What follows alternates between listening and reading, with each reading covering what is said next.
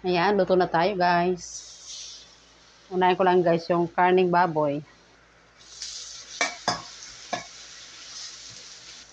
Lagyan natin guys itong pork.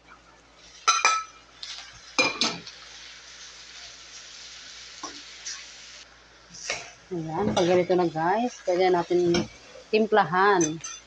Ayan, lagyan natin ng soy sauce. Likamki soy sauce. Ayan, oyster sauce. Haluin na natin guys.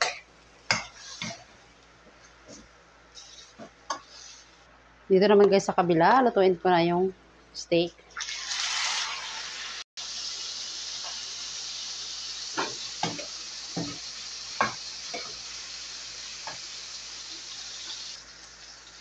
Lagyan natin guys ng sesame oil. Ayan, haluin na natin to. At ito guys ay luto na din. Ayan, mabilis lang itong maluto. Lagyan na rin natin ng bell pepper. Ayan, luto na to guys. Ayan, balik na rin natin guys itong steak. Ayan.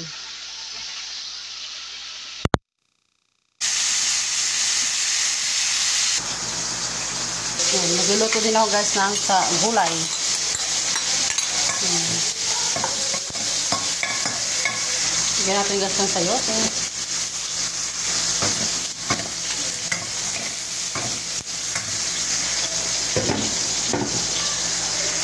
Ayan, medyo luto na guys itong sayote. Lagyan natin itong repolyo.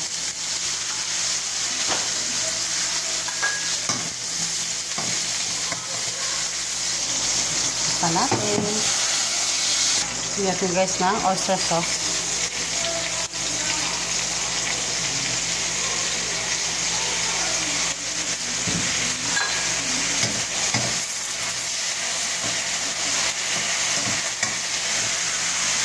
At paminta. Lagyan ko na rin guys ng sobrang bell pepper. Para di sayang, masisira lang din yan kapag hindi ginamit. Ayan. Ayan, luto na guys itong gulay at saka yung steak luto na din. Ayan, huwag naman natin guys itong steak. Tama lang yung pagkaluto niya. Ayan, medyo ano pa, medium well. Ayan guys.